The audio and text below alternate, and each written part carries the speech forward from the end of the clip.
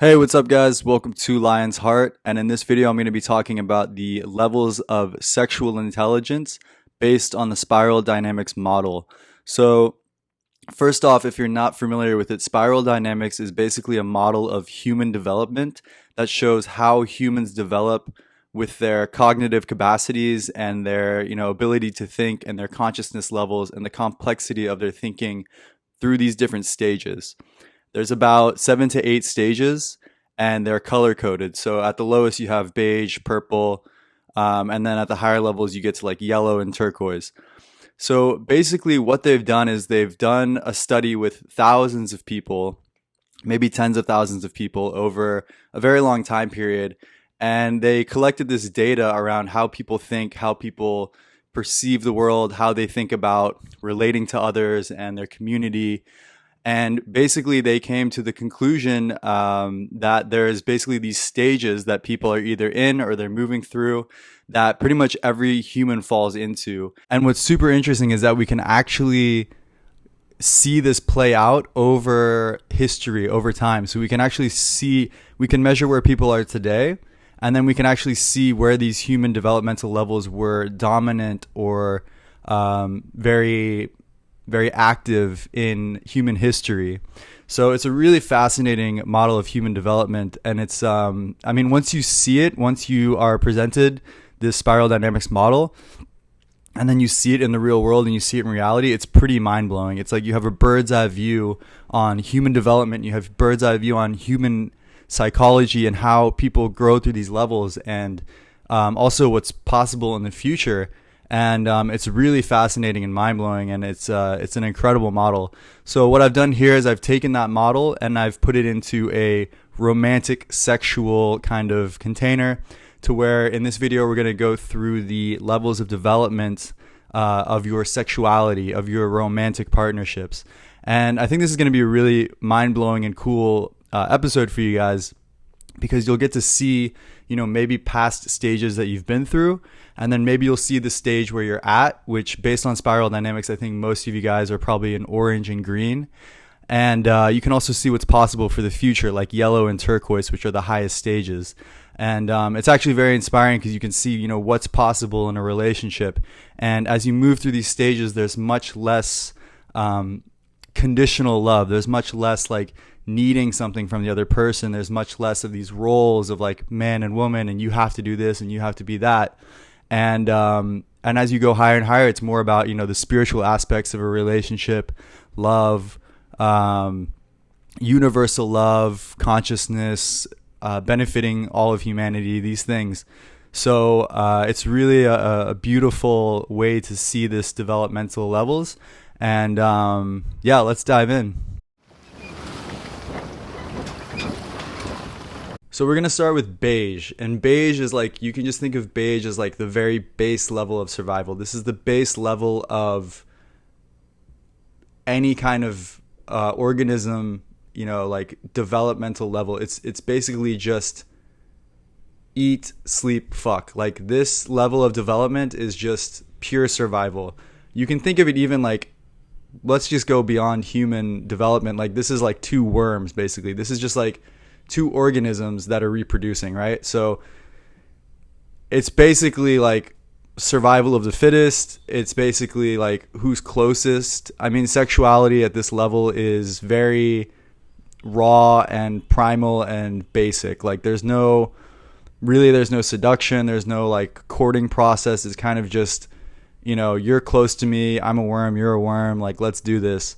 So that's beige. Beige is just like the very first level of development. This was before humans had like language and complex thinking and anything like that. So you can think of beige as just like maybe like a 3-month-old human baby. Like it's just, shit, sleep, eat, like there's no higher level consciousness, higher level development. It's very, just primal and basic.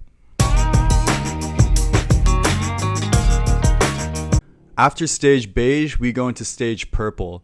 And stage purple is the first level of human development where you'll probably recognize and you can actually go find humans today that are at this level of development. Basically what stage purple is think like tribes in the Amazon, indigenous communities, hunter-gatherer societies, maybe shamanic cultures, shamanic societies. These are groups of humans that are pre-agricultural. They basically live off the land. They have superstitions about witches and spirits and, these kinds of things. They believe in a lot of magic. They don't really understand the world, rationally or scientifically. So they have a very kind of magic, mysterious outlook on reality.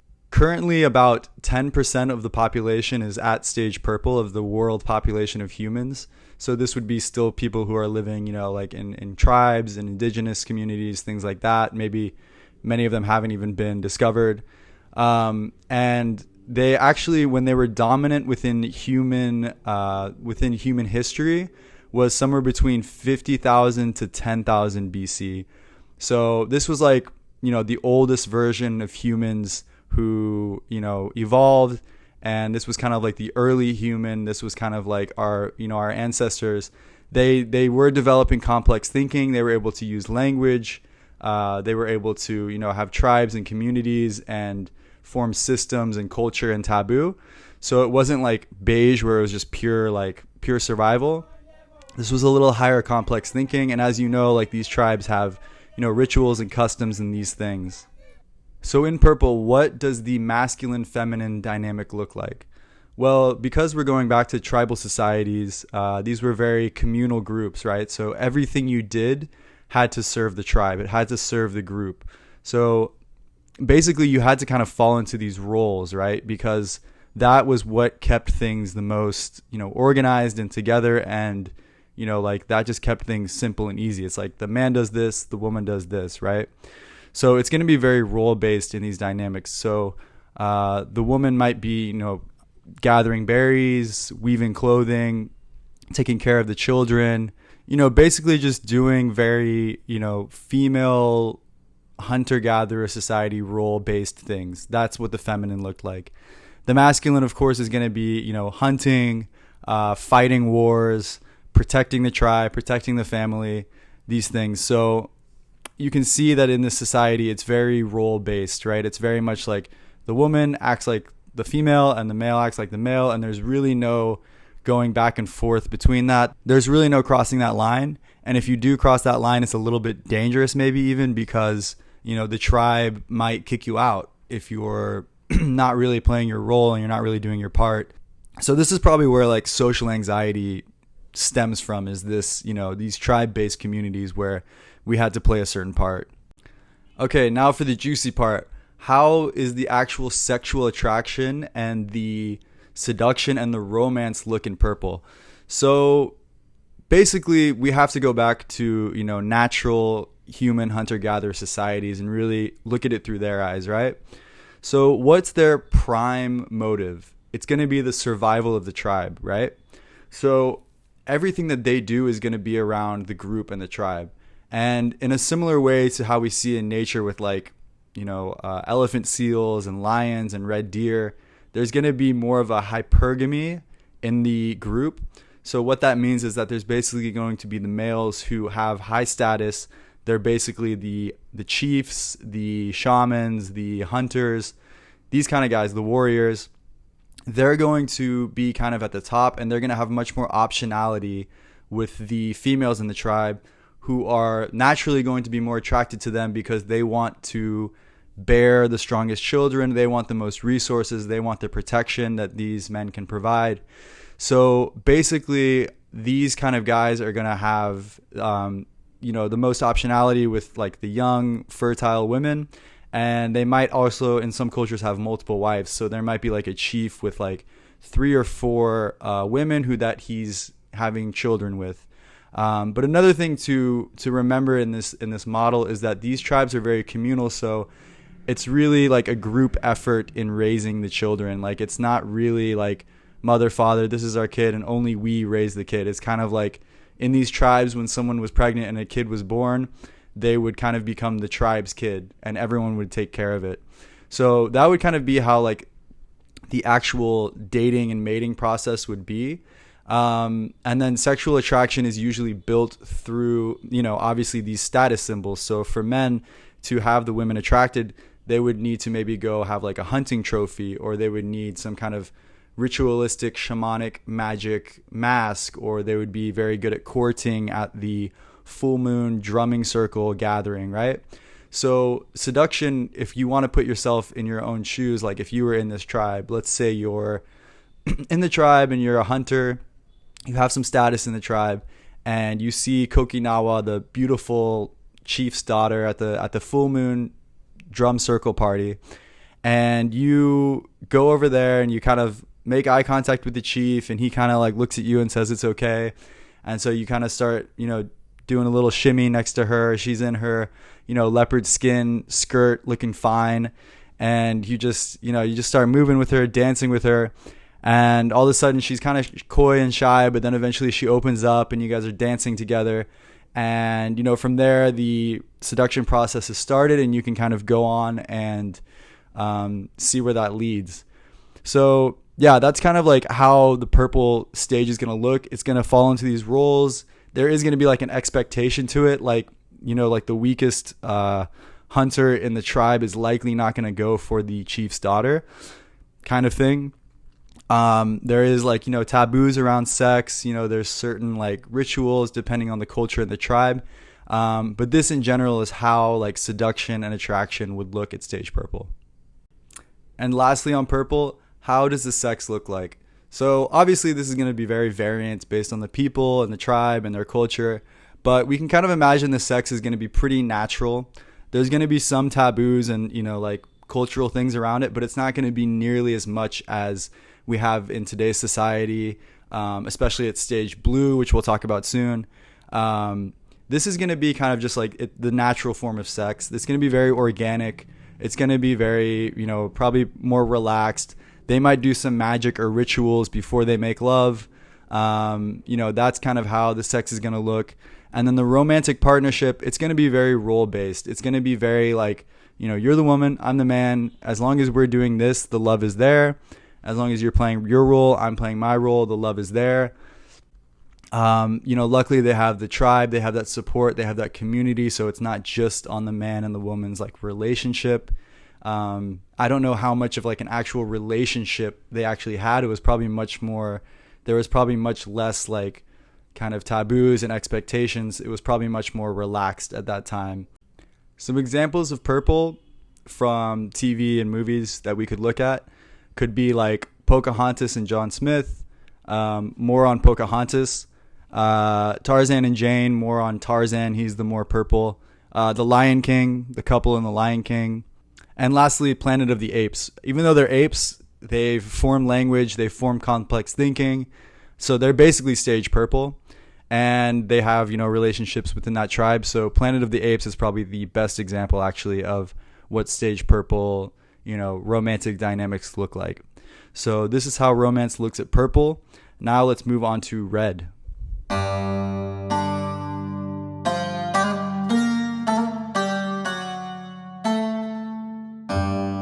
Stage red was dominant in human society from about 10,000 BC to 1,500 BC. And it's still around today, but it's a very small percentage. And basically within humans today, like a modern human, they will go through stage red from the ages 2 to 7. But you have to remember that from 10,000 to 1500 BC, most humans, the majority of humans were at stage red. So they would actually stay at that level of development even when they were like 40-year-old men. So basically that's how this model works, is like that was the level of development. So they would stay there. So you really have to kind of see it like that. So anyway, what is stage red? So, you can actually see this in little kids when they're that age, but basically this is where like the ego comes into play. This is where like it becomes them out. Me. It's all about, in its more mature forms, and then it's more, like adult forms. It's more about like power. It's about dominance. It's about control. It's about taking over. It's about, instant gratification. It's all about, power, dominance, control, right? It's actually very fear-based, but how it looks is very like aggressive. And We see this in like, the Mongolian Empire, the Viking warlords, the Viking empires. We can see this today in like gangs and mafias and cartels. These kinds of groups of thinking where it's all about, I will use violence, I will use rape, I will use, killing, I will use whatever I need to get the power that I need, to get the money that I need, to get the land that I need. This is where we see, like this huge wave of like warlords and empires and these things that happened around that time frame where it was just war all across the country and raping and pillaging and, burning down villages and enslaving people. I mean, this was basically where slavery became, very, very common and very, widely accepted in the world, was when humans moved through stage red. So, it's important to remember not to judge these stages. Like, this was just how humans moved through their development. I'm sure that nature-wise, there was a very good reason for it. So it's important not to judge it. But yes, this was a very brutal, we could say, level of human development, stage of human development that we moved through. So how does sexuality actually look in stage red? Basically, I'm sorry, ladies, it's quite disgusting, but this is also human history, and we have to look at this.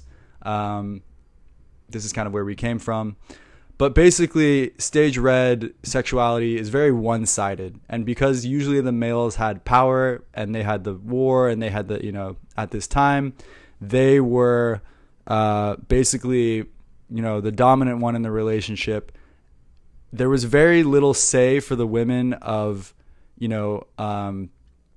what could go on, what they could do. Their autonomy was not very much respected. Women were seen as like potentially like property. They were seen as like war prizes. Like a warlord like Genghis Khan might go into a village and simply just take the most beautiful women and make them part of his harem. So there really wasn't a lot of choice for the women. Many of them were enslaved, things like this, and they were very much seen as like property and as lower, basically.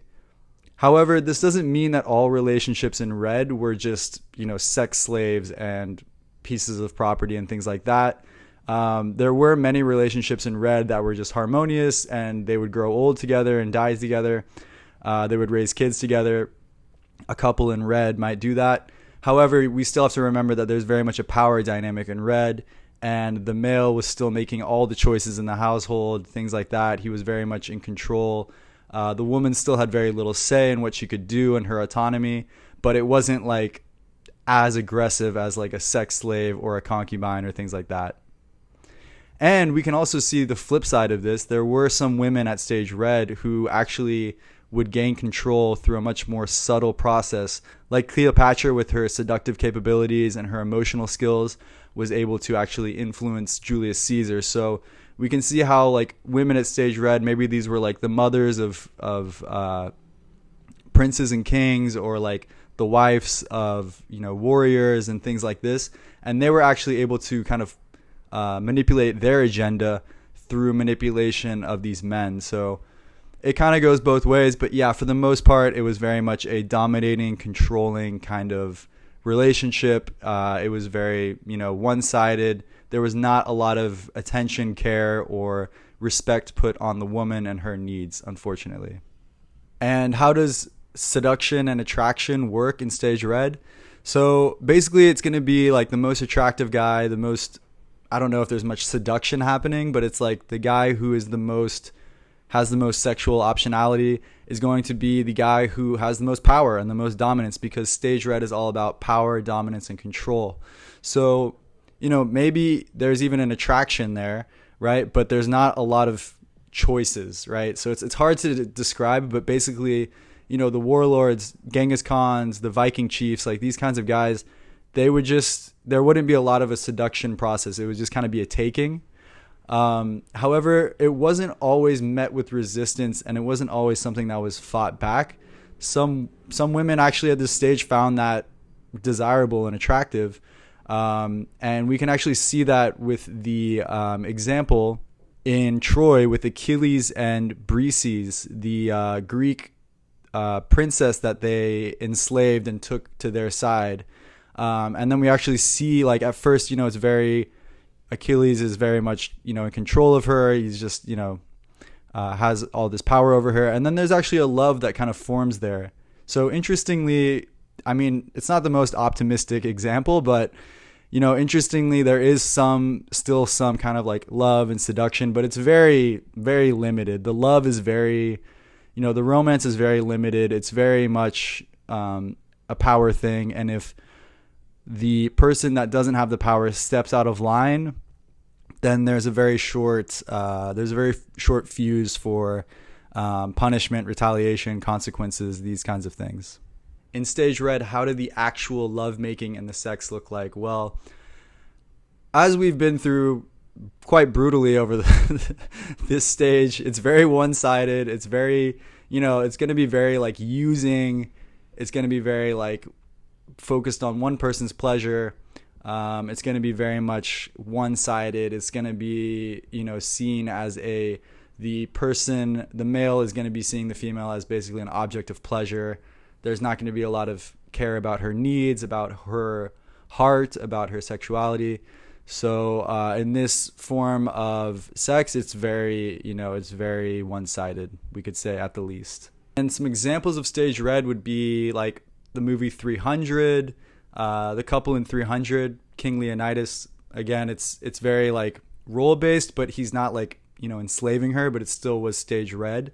Conan the Barbarian, Troy, Genghis Khan would be the more like kind of, you could say, toxic form of Red, where it's like there was no choice there. He was just taking women as he pleased.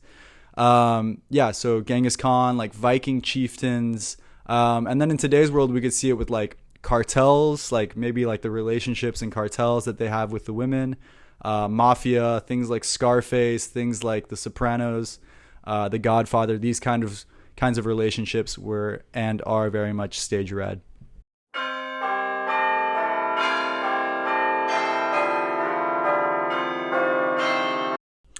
So next we move on to Stage Blue, and basically Stage Blue is something I'm sure you guys are all very familiar with, at least. So Stage Blue reigned dominant, like it was at its peak. It was really the bulk of humanity at Stage Blue from the years 1500 BC to 1500, like the year 1500. And Stage Blue is actually the most dominant human level of development today. Actually, about 50 to 60% of the human population is in Stage Blue.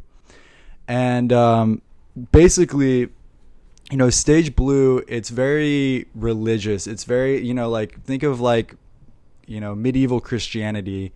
It's very like religious. It's very traditional. There's a lot of a strong ethic code of this is right, this is wrong. There's very much a role. It's like you do your part. This is your piece in the machine. This is what you do. This is your job. This is your wife. This is your, we see things like arranged marriages. And there's a lot of a more movement into the group and the community and serving the group and the community, versus whereas Red, it was more about serving the ego and the individual. In Blue, we see the pendulum swing back to the group and the community and doing your part. And there's a hierarchy, and it's not about climbing the hierarchy. It's more about playing your role and doing that for the group, right? So it's kind of like, it's similar to Purple, where it's very group oriented, like the tribe, you could say, but it's not really a tribe, because now we have, humans have developed to like societies and things like this. But we see Blue pretty strongly today in, countries that are very religious, that have the very strong, like family structure. They have, this kind of culture steeped in tradition and values and morals. And there's very much a clear line of like right and wrong.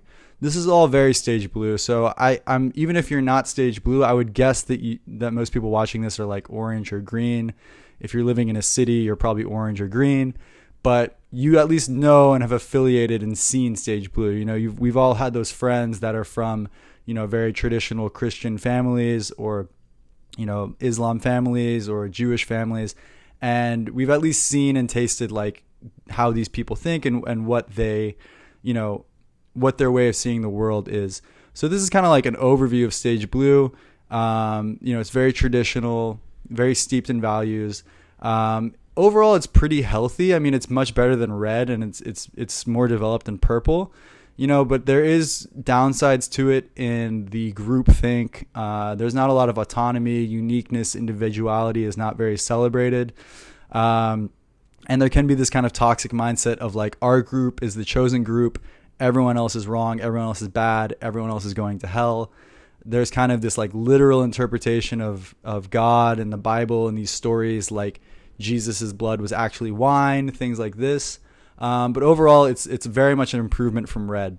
All right, so how is the masculine-feminine dynamic in blue? So we're going to kind of swing back to purple. It's going to be very similar, but basically in blue, the man is very much the man. He plays very much the masculine role. He's going to be providing. He's going to be going to work every day. He's going to be, being that like male figure within the household, maybe like a voice of like authority. And he's going to be very much playing that role of the man within the relationship, right? And the woman is going to be very much the woman. She's going to be, the female. She might be kind of like the head of the household in terms of like ethics and morals. She might be like the emotional pillar of the household. She's going to be more bringing like that nurturing energy, that loving energy, child rearing, raising children. She's going to be cooking and cleaning and being like more of a housewife type. And in this way, it's very traditional. And there's actually a really beautiful balance here between, the man and his roles, and then also like the woman and her roles. And, in a way that kind of creates like a balance within the household of, the masculine and the feminine dynamic. Of course, it can be toxic. It can be, more like a power thing if it goes into a toxic level. But basically at a healthy level of blue, it's very just typical traditional families that, we see today of just, the male is being the man of the household, the woman's being the woman of the household. And that's kind of how the roles are played. So how does attraction and seduction work in blue? So fortunately, once we get to blue, there's a lot more autonomy and choice in the dating process. It's not like red where there's just like a taking. There's more, the woman has more of a choice. She can say no. She can date around, things like this. There is some cultures of blue where there's like arranged marriages and things like this, and it's for the family and it's these things. So there isn't so much say, but that's not the majority of blue. I would say the bulk of blue still goes through an attraction and a dating process. However, it's going to be within their group, right?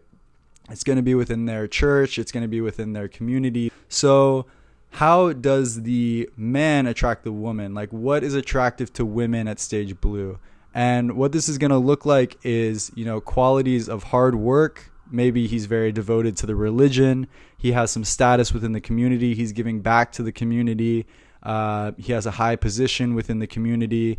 He's displaying characteristics of, integrity, hard work, tradition. He's a good guy, like moral codes. He's kind, these kinds of things. And then what's going to be attractive for the man to the women, like how the women are attractive in stage blue is, one thing is sexual purity. Like they're not promiscuous. They're very, and this is unfortunately where like some slut shaming and things like this come from. There's like a high value on sexual purity, that she hasn't slept around with a lot of men. What's going to be attractive is that she's feminine, that she's, supportive, that she's in a certain sense submissive to that dynamic of, the traditional leader of the household kind of thing. What's going to be attractive as a woman in blue is her religion. She's devoted to God, things like this. How she is with children, how she is in the community, how well she's known, these kinds of things. And, her role in the community, things like that. And that's kind of balance out blue. There's going to be kind of a balance there between those two dynamics. So that's kind of like the sexual attraction process, dating process in blue. And for the juicy part, how does the actual sex, well, not so juicy. We'll see why in a second, but how does the actual sex in blue look? So blue, it's going to look very vanilla. It's going to look very cringe. There's a lot of cultural taboos. There's a lot of shame and guilt around sex, obviously, as we saw with like the women having to be pure. It's going to be very lame, basically. It's going to be missionary style. It's going to be very, very much just used probably for the purpose of reproducing, to have children. It's not going to be very spicy. It's not going to be very raw or animal form. It's just going to be sex for sex. It's probably also still going to be pretty one-sided towards the male. There's not going to be a lot of attention or focus put on the woman's pleasure. It's just going to be really boring, vanilla sex. There's going to be a lot of awkwardness around it. There's going to be a lot of guilt around it. These people probably are virgins. So, not to totally bash on Blue, but it's just not, it's not the best quality of sex. It's not very expressive, free, authentic sex. It's very, it's very much in kind of this guilt-ridden box. And some examples of Blue that we can see in movies and TV are things like The Titanic, The Notebook, Braveheart, Mad Men, The Sound of Music. These kind of like times when it's very traditional and there's very much these, roles, and it's very much in that box. So that's it for Blue. And that's it for the first segment of this video with stages beige to blue.